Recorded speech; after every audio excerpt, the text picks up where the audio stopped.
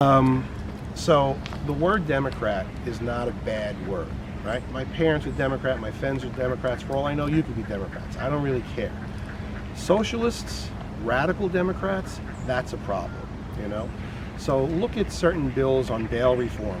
You know, we can say if there were Democrat Assembly members left, whether Charles Fall, I don't know his vote, but we could easily say, oh, I voted against that. There are so many D's, Democrats, in the majority that they'll give you a pass if you need to vote against that for your constituents so you can get reelected and continue the myth, right? So what you need is more Republicans. You need more R's.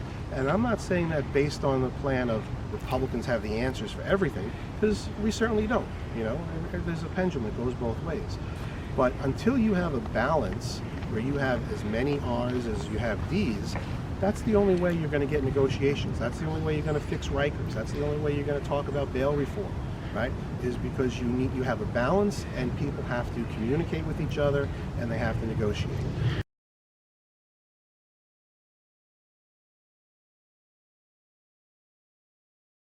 Okay, so here we are with State Assemblyman Sam Pirozzolo in Clove Lakes Park.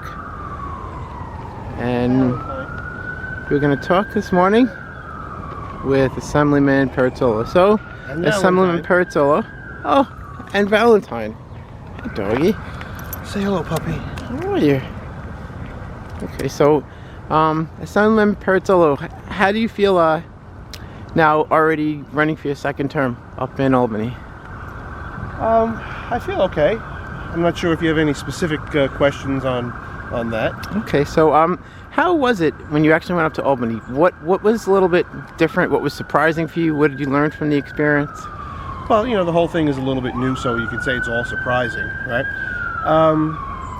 Just about how much control the majority has of Albany. Not even something. I'll say majority. The radicals have socialism is a real thing up in the state assembly. That was very surprising.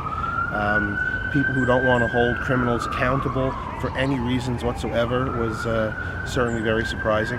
It's very unfortunate. Okay, so how does it actually work that some of your constituents don't want to hold people who committed crimes accountable? What is their plan? Well, fortunately, we're here on Staten Island. I don't have too many of my constituents that don't want to hold people accountable, right? It's really the rest of New York City, the rest of New York State, and it's socialism. Listen, you know, people laugh when we say the socialists are here, but there's a Democratic Socialist of America. Just look now, they're endorsing candidates for mayor, and they do it unabashedly. So it's not really Staten Island. Staten Island is a gem, which of course they're trying to destroy. They'll probably, you know, with the City of Yes and other initiatives, marijuana shops. It's just an erosion of our society the way that it is. Okay, and so encountering these people up there, the socialists, had you had contact with people like that before? Like, what does it seem like their game plan is? Why let the standard of living slip in the city? What does it seem like they're going for? It seems that they're trying to treat what they perceive as racial inequities, which, you know, we could say exists, but they're trying to fix racial inequities with racial inequities, right? And they're doing it simply because they can. Okay. And so in your first term up there, what were some of the things you were working on? Well, there's always the bail reform issue, the total repeal of bail reform. But I was working specifically for Staten Island on preventing battery storage sites. You know, Staten Island. So on a lighter note, right? Staten Island is the borough of Parks. We want to officially have it designated as the borough of Parks. We're meeting for an interview here in a park. There's always foundation aid, which is the money for schools, the money to take care of our CBOs who help so many of our people, developmentally disabled folks, schools, police, firefighters, everything. So Sam, about the bail reform, maybe you could speak to that. Like, what are they trying to do? What have they done so far? And what's the goal with that? What are they trying to do with that? Well, here's the deal, right? They say that, I'll use Rikers Island for an example, that Rikers Island is so bad that you cannot put anybody into Rikers Island because they will come out worse than they are, or they may die in Rikers Island. So instead of fixing Rikers Island, their idea is just we can't send anybody there. So a I criminal. think they were can talking get about out. closing it too, right? They actually wanted to close it. Or? Yeah, that's more of a city issue, Oh, okay. right? But they're just saying that they won't put anyone there. So it's better for humanity to release an individual to prey upon the rest of society than to put that individual behind bars where they might be damaged. Okay, I think we spoke about in our last interview how they've raised the bar basically to murder. That's the new bar basically. To have someone held accountable, they have to commit like a heinous act like that. Right. Well, the example that I use, so bail reform had so many unintended consequences, right? If you look at what happened in Long Island a couple of months ago, where there were people literally driving around and they're throwing body parts out of car windows. Okay. So believe it or not, but throwing a body part out of a car window, is not a bail eligible offense. So they couldn't hold those people because of bail reform. So there are so many unintended consequences with bail reform. So my idea would be, and everyone's idea, except for the majority, right, except for the socialists, would be to revoke bail reform. And if you want to create exceptions where you think there were problems, then go ahead, create that exception. If you want to do low-level drug offenses, if you want to do different types of thefts or whatever, that's fine.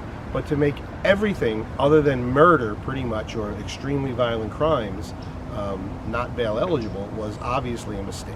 Okay, so let's assuming they're trying to do something good, where they're obviously going wrong with something. Okay, so hold on one second. Right.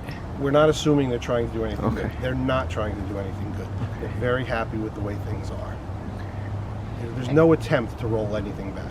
Okay, so this is the basically the idea is to build on what's happening now, not to assess it and see how it's maybe harming the city. Not that I see.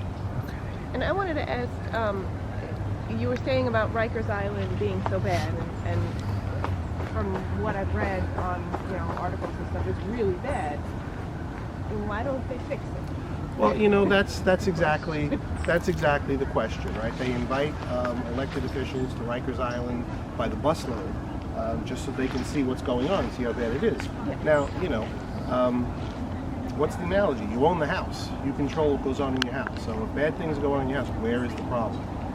So the problem needs to be identified, but I can't say that it hasn't been, but it's allowed to continue.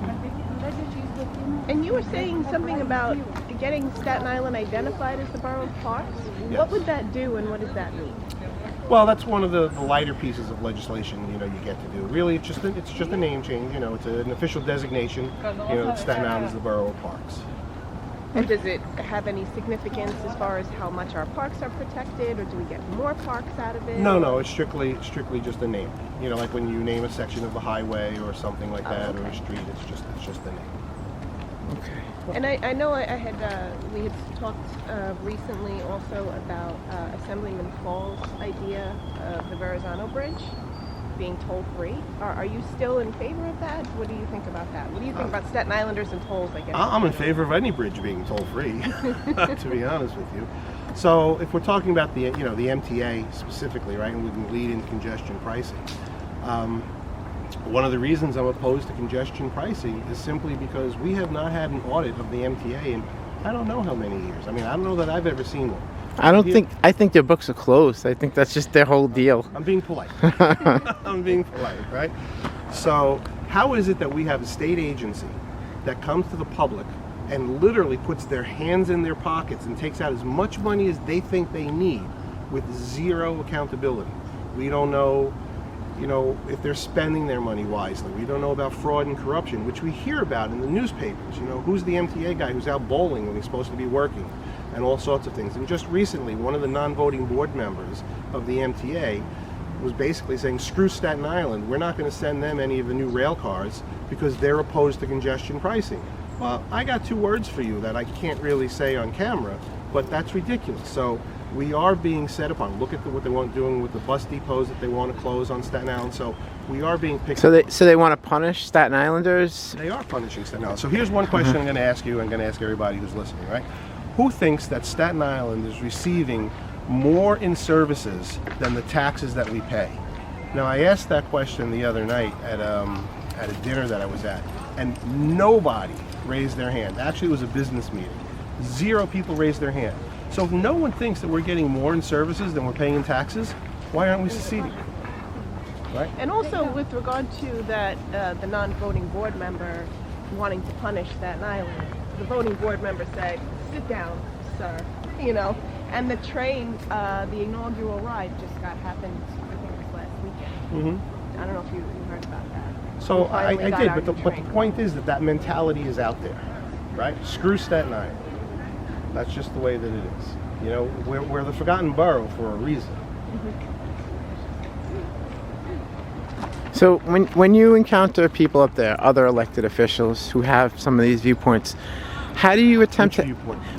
The Screw Staten Island viewpoint? It seems like it's all connected. So how do you educate them to let them see that maybe some of them don't have bad intentions and they're along for the ride, and maybe you've helped them to see that like what they're doing is hurting almost 500,000 people? Or So most people don't really know or think about Staten Island on a daily basis like you might think is happening, right? So there really is no education. Everybody wants for their district, for their area, and as a collective as a whole. If Staten Island ever comes up, then that would be between negotiations between myself, Assemblymember Riley, Assemblymember Fall, Assemblymember Tanusis, and we'll go out and advocate on behalf of Staten Island. But really what we're doing is we're doing state laws, right? So it's not like the city council where we can advocate solely on Staten Island. Everything we do is for the state. Because Staten Island has so many people, we have the New York City Council, and that's a whole separate problem. So while we can advocate for Staten Island, very little of it is direct, unless you're talking about things like the Verrazano Bridge toll, you're talking about things that happen within Medicaid or within prevention systems or things that are set up throughout the state. Very little direct accountability. But in terms of like things that you do for Staten Islanders, like you were mentioning about the battery energy storage sites, like kind of more direct, kind of active things like that you can do, like you've been doing. So not everything is state, right? Let's take, for example, the $12 million we got for the opioid fund, all right? So that has really nothing to do with the state. So in that case, the Attorney General got like $250 billion, and some of that money was sent to sent to New York City. $150 million was sent to New York City, and none of it was going to Staten Island. And the reason none of it... Hey, how are you today? Sorry. The reason none of it was going to Staten Island was because the city's distribution method doesn't exist on Staten Island. Now, local elected officials tried to fix that situation, but they were unsuccessful. When I heard about it, so I learned from my school board days, right? And pretty much from Joel Klein used to say it all the time, don't bring me your problems, bring me your solutions. So that's what I did. I got all the providers who provide these opioid services on Staten Island together, and I said, what money do you need? What services do you provide? And probably in our third meeting that we had with city officials, I presented them with numbers, facts, and this is what we did. And that really was what did the trick, was I came with, this is what these people need, so the solution is to give us this much money for this purpose exactly for Staten Island. And the mayor said yes. And what some people might not know about the opioid funding that you're talking about is it wasn't in the budget, right? No, this is totally separate. This is totally separate. And there's actually no budget money for heroin prevention. No, that's not necessarily true. Okay, there are drug treatment programs that get funded through the state and funded through the city, funded privately. This was money that was won by the state attorney general to come to New York. Do you want to walk?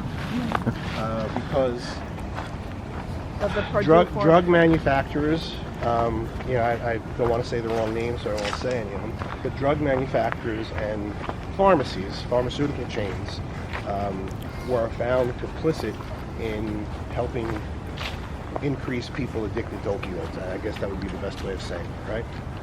And then COVID happened. So this was money that was won in lawsuits that came to New York specifically for opioid treatment. Right. No choice. Because the drug manufacturers said, all of them said, we have this drug that doesn't have the heroin problem and it's not addictive. And that was a lie. So that was kind of where the whole suing them in the first place came from, because they knew it was a lie, and there were like internal Well, documents. similar to what's happening in the tobacco industry, right? Right. Tobacco is safe, but it's not safe. I mean, there are more chemicals in tobacco than you find in most chemistry labs. So Sam, how can you let your constituents know that there's an urgency to voting in this election cycle? Because a lot of people just, think about national elections, presidential elections. They don't really think so much about, state assembly, and it's a vital position. Maybe you could speak to that for a little bit. So I guess maybe we can start from the beginning, right? So there is a push now, even in Albany, the Democrats, the radical Democrats, have changed voting laws. They've made it, so don't take this the wrong way, when I say it, but when I say they made it easier to vote, my belief is they're trying to do everything they can to eventually get non-citizens to vote, especially if you look at Proposition 1. So everybody know on all the propositions when it comes to on November 5th. But the Republicans are finally starting to play the game as far as early voting, or vote by mail early, is concerned. If you look in some states, the voting early by mail has been tremendous, and they believe it's in the favor of Republicans. So I guess if there's one way you want to stop early voting by mail, it's just have the Republicans win it, and they'll say, no, we can't do that anymore. Okay. And during your first term up there, what are some of the projects that you worked on, and that you found that that you were happy to be a part of? Well, there were all sorts of projects as far as you can talk about your locals, as far as fire, police, roads, highways. There are a lot of different projects, but again, everything is a state project, right? So they're supporting the police, the infrastructure of New York State, roads and highways. There's CHIPS. New York City is very different than New York State. So New York State, that's much more direct. But here, because we have the city, we fund city agencies like the DOT, things like that. But there are just tons of projects. It's so hard to, and projects really isn't the right term. It's just business. There's everything. It's state laws, taxation, financing, letting taxes continue so localities can continue to have their income. I'm pretty much proud to say that I voted against every particular tax that there is, even if it's for another locality. There's a big thing with speed cameras. Different localities are trying to do speed cameras. I'm always voting no against speed cameras. So it's a lot of things. Project wouldn't really be the right term, because that would kind of mean that we're singling out a particular issue, where in our job, or at least my job, it's every issue. Okay. There's 2 loose dogs right over here. Oh, little tiny dogs. They're jogging. Hey, pup, come here. I know them. Hey, come here. Come here. Where are you going? Okay. How are you today? So, and I remember the last time we spoke, you mentioned that a lot of your constituents actually call you. What do you hear from them, kind of like the most? So speed cameras and speed bumps are probably the biggest thing I get phone calls on that are not individualized, right? Like a lot of people call for individual help, whether it's a star exemption or I can't get this or I can't get that.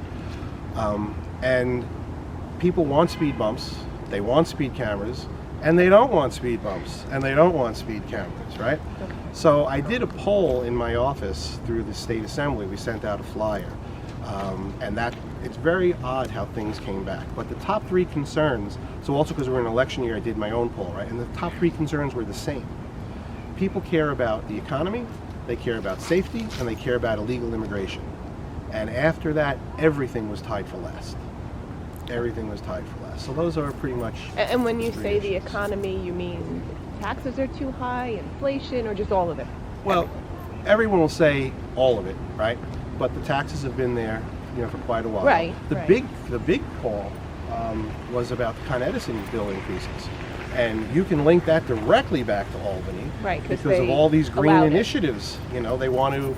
Con Edison went up. The electricity bill went up because they want to build windmills. They want to do this stuff. And I had someone in my office who was a lobbyist who wasn't there for that particular reason, but he works for one of these windmill companies. I said, dude, listen, go float a bond. If you're going to be so successful, go get your money privately. Why are you picking my pocket? And when is my energy going to go down? When are my energy costs going to go down? You want to put these windmills online? You want to put all the solar online? That's great. So when are my rates going to be lowered? They're not, because it doesn't work. It's not profitable. And no one will support you privately because you don't work. So you're coming to the government and you're picking our pockets. Yeah, So- I'm not sure. Sorry. I'm sorry, go ahead. I'm not sure if you had seen the article that we did about solar and wind, and how wind energy, first of all, uses a lot of those rare metals, the rare minerals that you can't really replace, and they're really That's expensive. for the batteries like lithium too, and right? stuff. Yes, lithium ion. Right. And they also, the wind only blows 35% of the time. And they Not in never Albany. have the. She put one right on the floor, right on the assembly floor and the Senate floor. Go ahead. But whereas solar, is always shining and is actually at this No, point. it's not. No, it's not always not. shining, but it's contending to be a competitor with nuclear, whereas windmills are nowhere close to that. And we keep building wind farms and no solar farms. So it's kind of like if they're going to do something, I don't know why they're picking that. It's the scam scheme of the day. What about It's the the battery buzzword. banks? Maybe you want to explain a little about that, because people hear a lot of different stories about that, and there's a real hazard to it. And some people aren't aware because there's so much PR, Right. like trying to push it as a safe future. Well, the battery sites in general, it really is a brilliant idea. Okay? But the problem you have, they're not green. Sometimes they're pushed as a green initiative, save the planet, get a lithium-ion battery site. The way the battery sites work is this.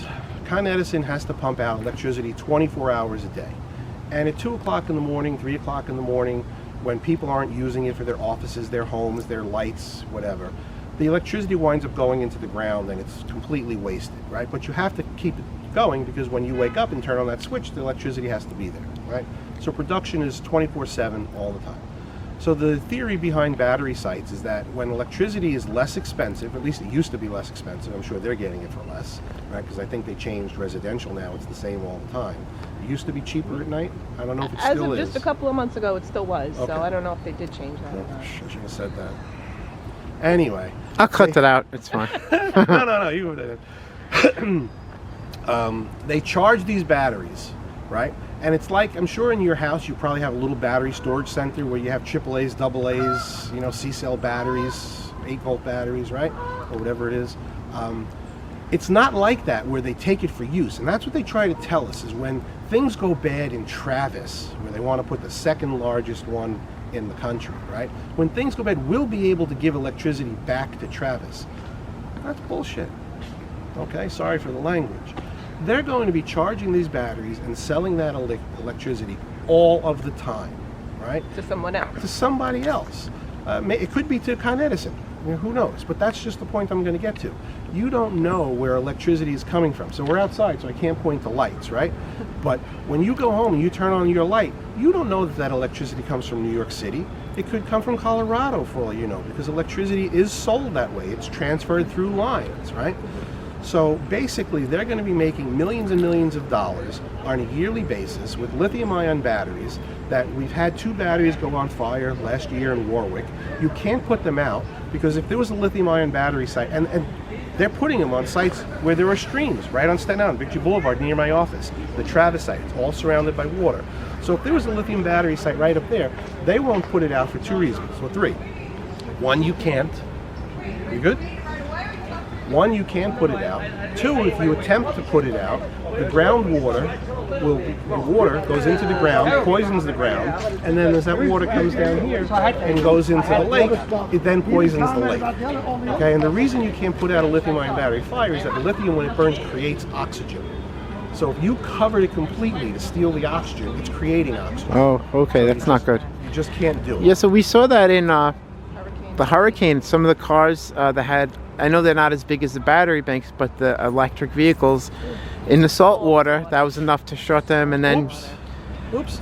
So part And they of the just went problem. on fire. Part of the problem is this: that these companies want to come in. They're not building me a school.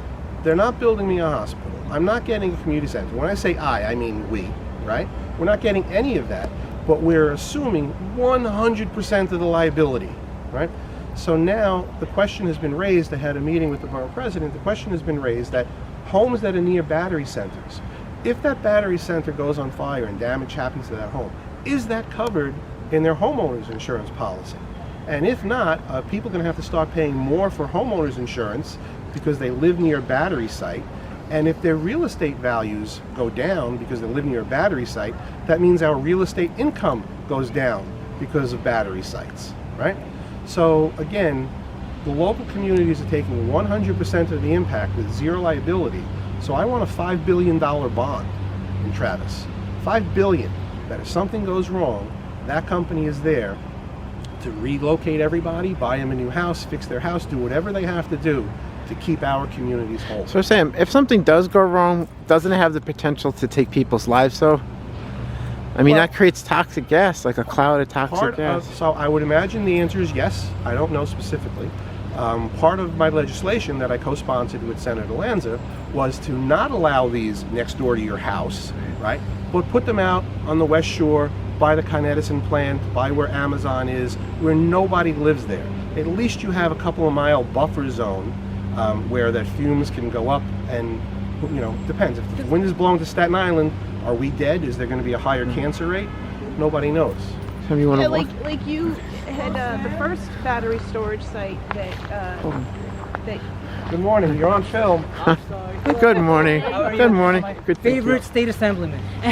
Good luck. I'm rooting for you. Seriously. Good luck. This is Marco. I was his Hi, personal Marco. trainer, just on record. Let's have a plug. Okay, what would you like to say? Your business. My business? Oh, my name is Marco, and I operate a business called Strong with Marco, and I was actually Sam's personal trainer. Yeah, don't advertise that. Look at me. Well, long story short, I guess I helped you get fit to do your campaigning when you first won, so you're gonna win again. All right, don't Sam use any of Pirozzolo, this. 2024. All right. Thank you, Marco. It was nice Good meeting luck. you. Stay well. Thank you. another question about, so just back to the battery storage sites. The first one that you, I guess, kind of got them to rescind was right around the corner from a school. Was it right next door to a school? Was the parking lot of a school? It was one by Moore. Wasn't that the one by?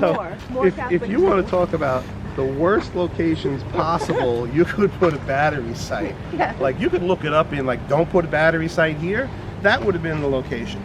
And listen, honestly, that wasn't so much me. I had things planned, and they knew I had things planned. But there was a lot of community pressure before I got there.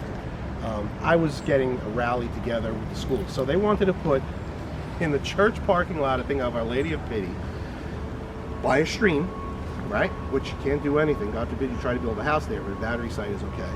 They wanted to put a battery site, church parking lot. There was a Catholic high school, there's a public school, there was a charter school. I think there was another school. There are at least 4 or 5, if not 6 different schools. And the reason that that was really overturned was just the embarrassment and the pressure put on by the community to the church, who really was brokering the deal.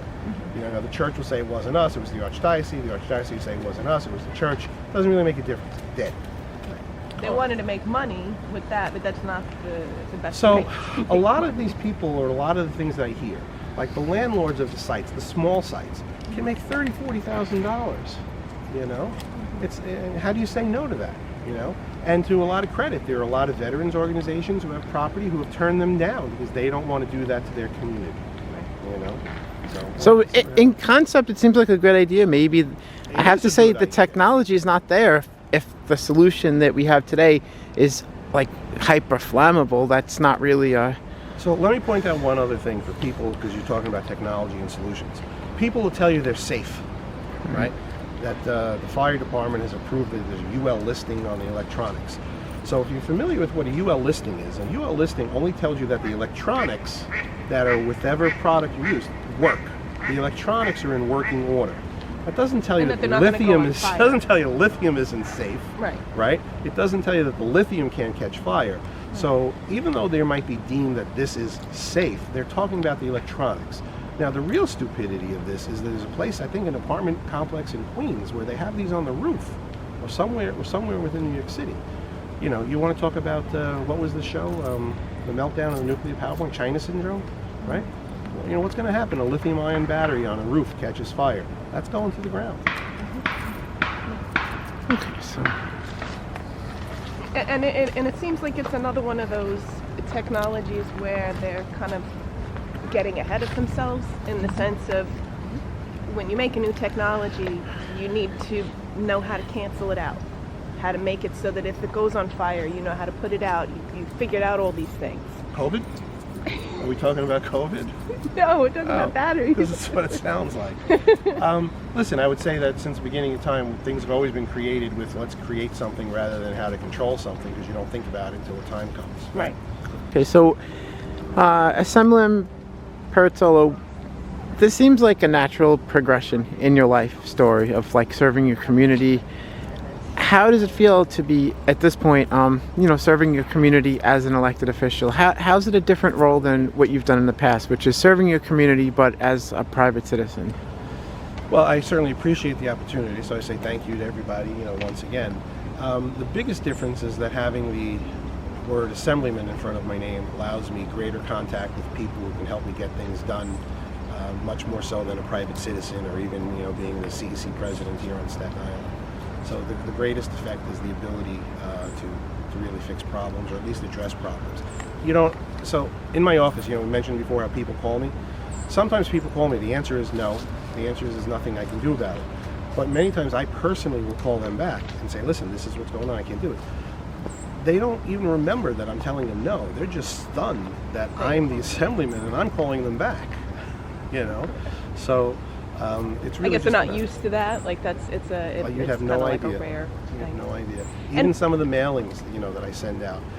I send out this mailing, and I guess most elected officials do it, so I'm not saying I did anything brilliant, but it's a mailing that has different phone numbers on it for precincts, schools, hospitals, poison control, pet centers, or whatever.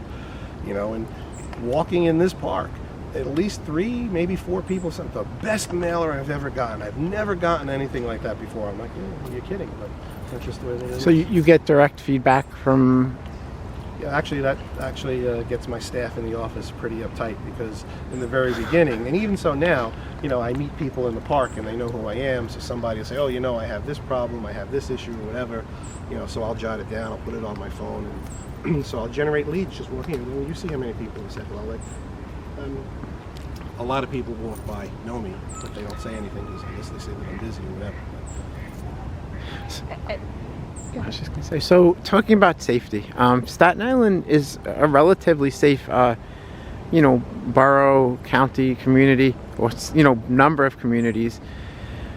When you're dealing with the other elected officials up in Albany, is there a way, I know you already said they have a different viewpoint of things, but is there a way that you tried to bridge the gap to let them understand that it's actually a good thing for everybody to keep things safe? So the answer to your question is yes, but there is no bridging the gap, okay? Let's just talk about anti-Semitism, you have Asian hate, you have a lot of things. There are people in Albany who are sponsoring legislation that we could consider anti-Semitic, okay?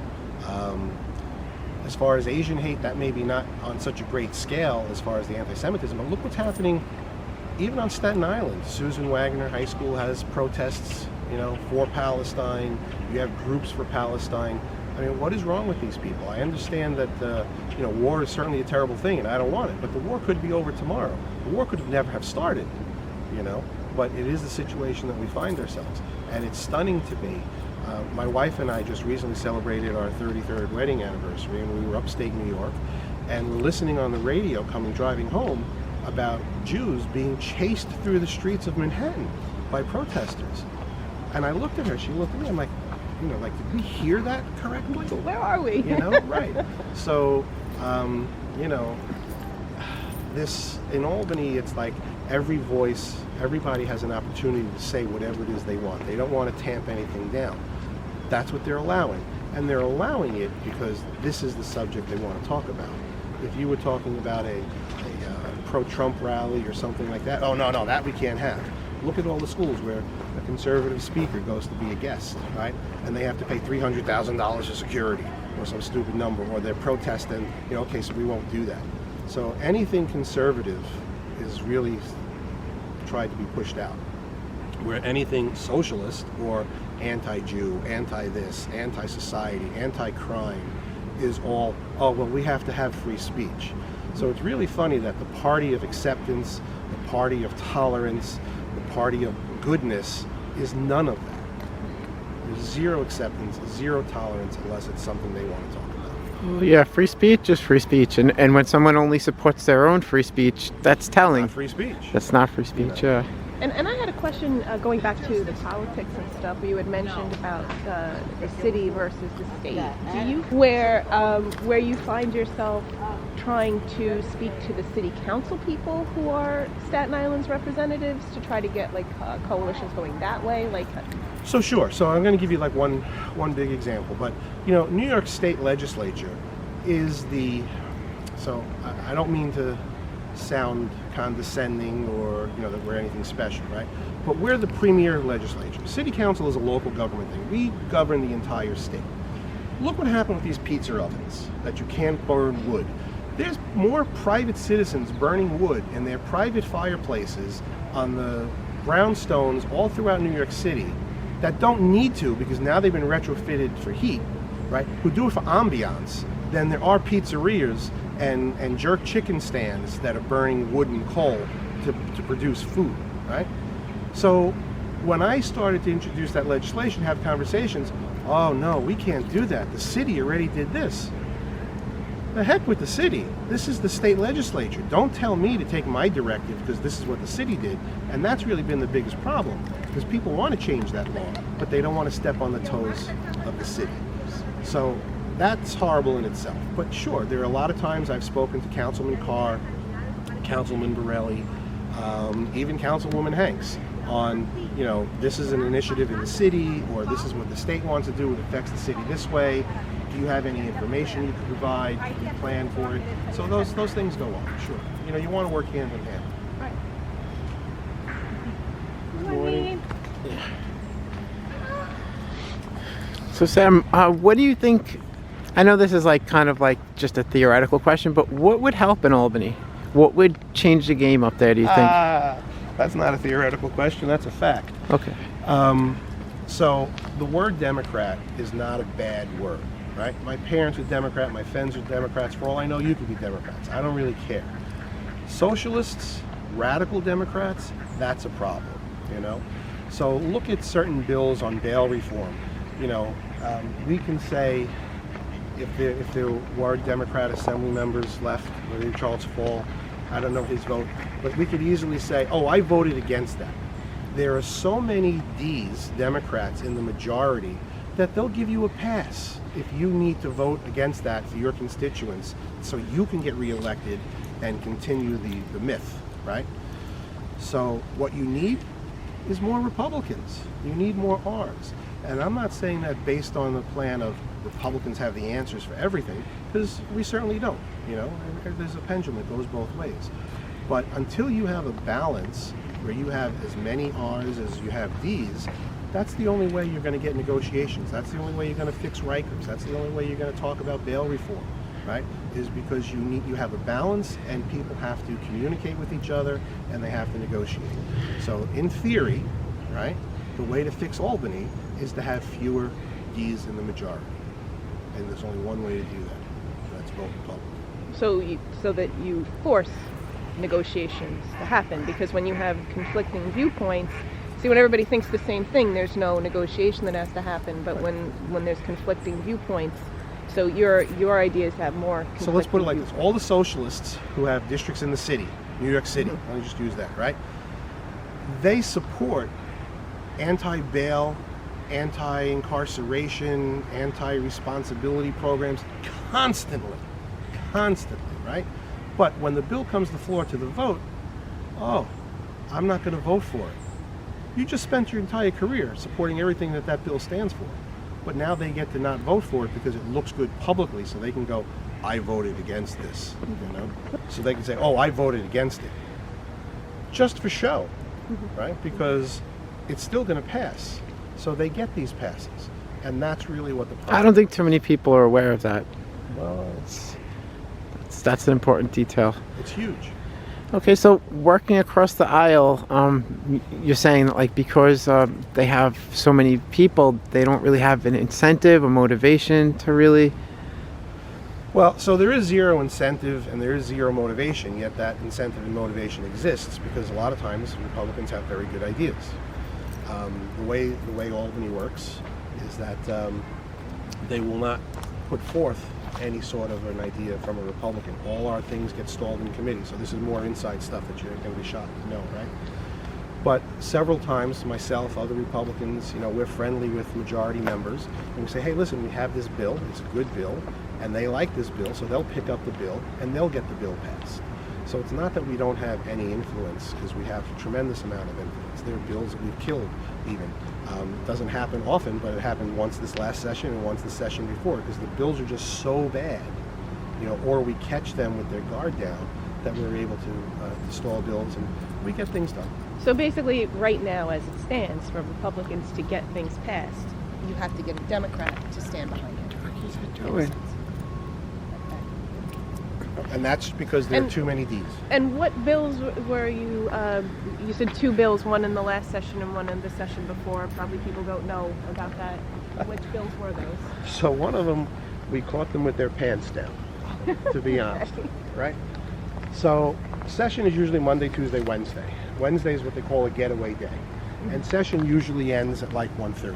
One of the first things the majority did when I got there was, you think that we all have to sit at our desks and push the button to vote on every bill, but that's no longer the case.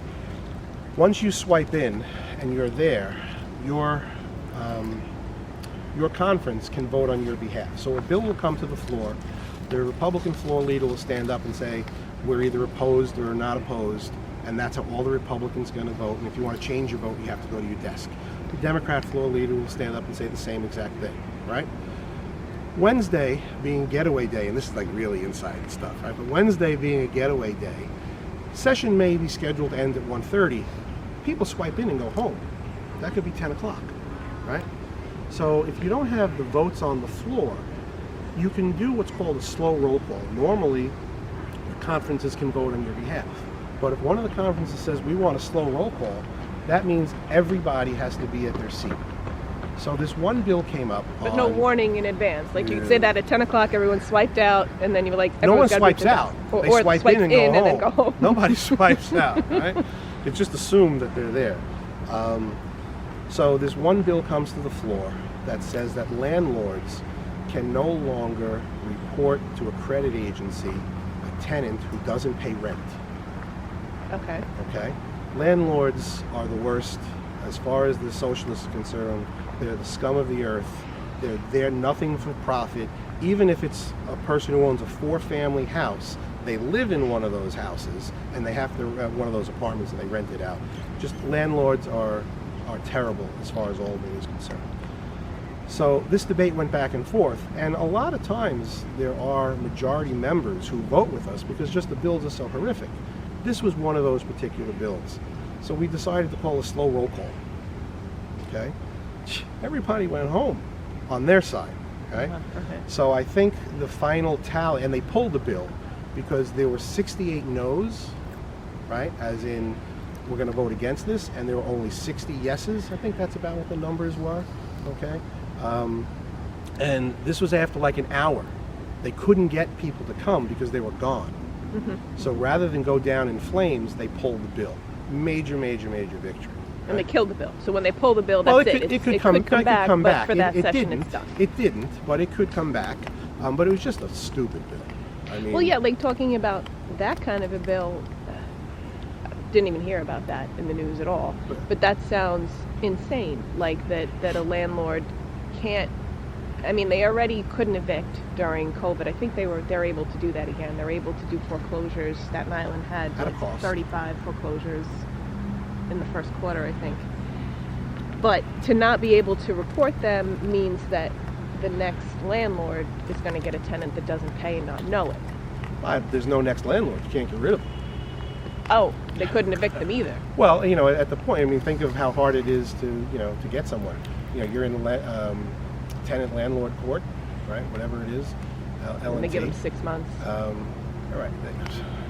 If you're lucky, it's only 6 months, but you have to pay your attorney, and they don't show up, so it's certainly a problem. And then the other one was this last session. the bill was incredibly horrible, where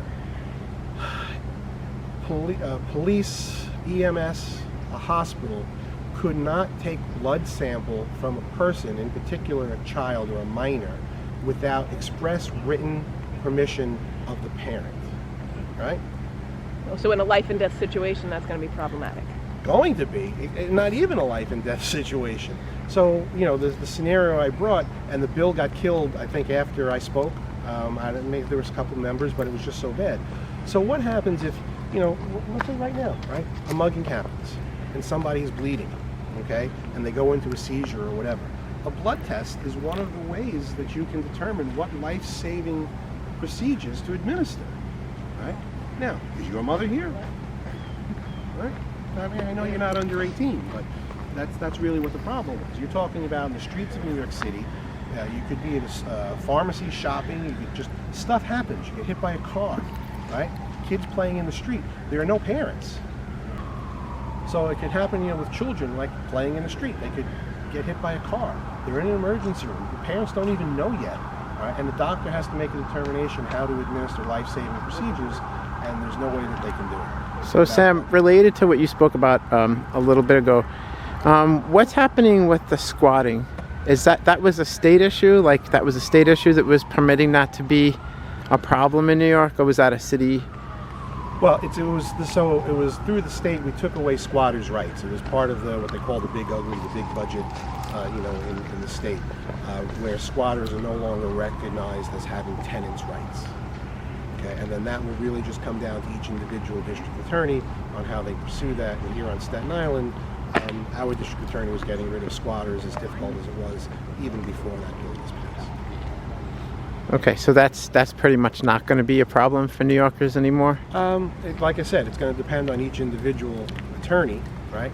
But from what I've seen, the squatting issue is no longer in the press, so I think it's been resolved. I mean, that's the other thing. You know, you can pass a bill, you don't know what happens until you see what it is. Not that I want to sound like Nancy Pelosi, but so when you're talking about squatters' rights, I think we had published something with State Senator Scarcella Stanton about that. How basically, if a person barged into your house and started living there like a squatter, never paid you rent, never did anything, you still had to treat them as a tenant and go to tenant court. They would get 6 months a year, et cetera, and all of that stuff. So what has changed with that? Like now it's just up to the district attorneys? No, so the individual specificness, right, if you will, if that's a word, I can't say. But they used to be able to claim they were a tenant, that they had a right to be there because they were more than 30 days. Because New York City had said, you know, if you're there for more than 30 days. You know, that's been stripped. The other things that have been stripped is, there was one case, I don't know if it was in Long Island, where, you know, a squatter showed an Uber Eats receipt that I had food delivered here 32 days ago, therefore I live here, right? That foolishness should be gone. Right. Yeah, it seems like that affects small landlords, not professional landlords more. I guess professional landlords have means to deal with it more, though, than just somebody who's renting an apartment in their house. Like, you know. Well, it affects everybody. And when you say professional landlords, it kind of makes me think of a person who owns a very large apartment complex, right? So a very large apartment complex has a very large squatter problem. So it's not like there's just one apartment here and one apartment in the four family. You know, there's probably a dozen apartments here while there's one there, and their legal costs could still be significant. They may have an attorney on retainer because they're such a large real estate corporation, but it's a problem regardless of the size of the landlord. You know, the city wants to talk about the city of yes, and we don't even have enough housing. There's plenty of housing out there, but you have to free up the landlords to be able to do it. They don't even want to put the houses on the market because they're afraid of situations like, what if I rent to somebody who doesn't want to pay the rent? What if I rent to a drug dealer, right? So they want me to put an accessory dwelling unit in my backyard. I don't want to mess up your photo. You only enhance. Only enhance. See? They want me to put a shed. They use all these kind words like, oh, you know, it's a place for mom. It gives homeowners the options. It gives you a choice. You have an opportunity, right? Well, so what if I build an accessory dwelling unit and the person I rent it to is a drug dealer and I want to get him out? Where's Mayor Adams going to be then, right? What if they're a sexual predator? What if there's somebody who decides to stop paying rent and now they live in my attic? What am I going to do? Right? So the city is not thinking. Not only that, the proposal that discussed how many apartments are not available in all of the boroughs, when you read Staten Island, there are 2 stars. They have no idea how many apartments are available on Staten Island because they couldn't collect the data, either because it doesn't exist or it doesn't match, what they want to say. But on Staten Island, there's no data that supports their theory that there's only an 8% or 6% vacancy rate. One issue with that is, we're a borough where a lot of people have cars. Where are the extra cars going to park? We already have a serious issue with that. So City of Yes eliminates that completely. They bypassed zoning. There's no zoning for community boards. There's no zoning from the buildings department. It's submit a plan. What do you want to do? Go ahead and do it. There's no parking proposals. There's no safety proposals. Nothing. What I see it as, it seems bad, is it seems like, excuse me, it's almost like a return to the days before we had housing laws, because you can put some kind of housing almost anywhere. The rules are lessened. There's even a rule about rules do not apply. Yeah, they don't need a bathroom even. So we've had rules where people have had to have a bathroom for a while. So it seems almost like it's bringing us back 100 years. It doesn't seem like a benefit. I was just actually remembering with regard to that, one of the reasons why measles, mumps, rubella, specifically typhus, cholera, and dysentery are not here anymore is because when they were raging, the tenement homes had no bathroom requirements. 1 bathroom, 1 toilet, no shower for 15 or 20 people. SROs. And the disease would just spread like crazy, but then they made rules about quarantine and about bathrooms, and those diseases at least, and also meat regulations, because the butchers would take the rotted meat, make it into sausages, and sell it to the low-income people, which would give them the cholera and dysentery, and then they'd spread it to their whole family because they all shared the same bathroom and they were, getting sick in the ways that people get sick and spread disease. So, and that was actually one of the questions that I had for Mr. Garandopoulos, I forget what his name is, the buildings person, was what are going to be the rules for these multi-use, multi-dwelling apartments where dormitory living, which is one of the parts of the City of Yes. I'm not sure if you're familiar with that portion, where multiple people can be in one house. So we call them SROs, single room occupancy. Right. We're kind of going back to that.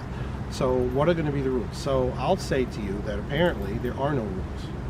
We're going to make it up as we go along, because it's so important that we get done what we want to do because we can do it, like bail reform, like pot shops. There's no need for accountability. Let's get it done and think about it first. So it's let's pass the bill so we can find out what's in the bill. Which, believe it or not, people have said that on the assembly floor. Well, and one of the other things that he mentioned was, because I asked about Staten Island, about the accessory dwelling units and the shared apartments, and also the apartments on top of businesses. And he said that their expectation for Staten Island is a 5% uptake rate. So Staten Island's going to use these things the least out of everybody, out of all the other boroughs. They're expecting higher uptake in the other boroughs. So I guess we'll see. Sam, a lot of people have, I know this is a city thing, a lot of people are complaining about the garbage pails. Have you gotten anyone talking to you about that? Yes. So that was another thing that rang the phone in the office. So, first of all, it's a tax, right? When you have to buy something that the state or the city mandates, that's a problem. But then when you have to buy from a specific guy, that's even another problem. And I don't understand, or what I would like to ask the mayor directly, and actually let's see what time it is, because there's a call now starting at the mayor's office that I have to jump on. What are the NYCHA housing complexes going to do? Are they going to have 3,000 of these garbage pails? Right? What are they going to do? There's your problem. That was my same question, is these buildings where you see the garbage piled higher than we are, Right. they're going to have no room for people to walk on the sidewalk. It's going to be just like 6,000 Public pails. schools. I'm not saying Yep. bad about public schools, but what are they going to do? So, yeah, they try to mitigate things. They put in dumpsters and things like that. Right. You know, we had the rat czar here on Staten Island, and we went to a small housing complex, and, you know, the dumpsters are there, but the rats just hop right up and they go in, and, you know, they have a little napkin they put around their neck. They have a knife and a fork, and they have a good time. So it's crazy. So again, it's very, very short-sightedness on behalf of the city, behalf of the Adams administration, that you make the people who already throw out their garbage pretty well, right, suffer when you have restaurants, you have housing complexes, all of these things where the problem is really exacerbated through them. I'm not saying they're the whole cause, right? But fix that. Start at the top of the mountain, not the bottom of the mountain. And one of the things that the Department of Sanitation has said is that you don't actually have to buy the special garbage pails. You just have to have garbage pails that are in compliance. And the reason why they're offering the garbage pails from this company is because apparently it's more than $50 for a garbage pail nowadays. Well, listen, so how do they justify giving out garbage pails for food composting but not giving out these, right? And then let's talk about the ridiculousness of the change in the rules that a person has to throw out their garbage after 5 or 6 or whatever time. I've had senior citizens say, I don't want to throw my garbage That was out another at night 'cause thing. I'm afraid of That was that. another issue. A lot of And then people have sometimes talked to us there about. are Yeah. raccoons, there are rats. there are Sometimes things there's around. people who work for the city whose shift starts late and they can't actually get their pails out because Right. they're. So if you're going to do the stupidness or the foolishness of these garbage pails, rescind that rule. Because now I can put my garbage out at 8 o'clock in the morning when I leave because I'm going away, or I'm going to have a late night, and I have a cover on it, nobody can get to it. So, no. But of course the city wants the money for the ticket because you put out the garbage. Okay, so thank you so much, Assemblyman Pirozzolo. It was great seeing you again and speaking with you today. Always a pleasure. And it was good seeing the doggy again. So, you Dog know, was on a leash, by the way. Let me just, she's on a leash. and we even ran into your trainer and some constituents. So this was just a day in the life of Staten Islander walking in the park. And hopefully we've addressed some of the questions that the people of Staten Island have. I think we have. And, if you ever have another question, certainly let me know. Okay, thank you so much, Sam. Take care.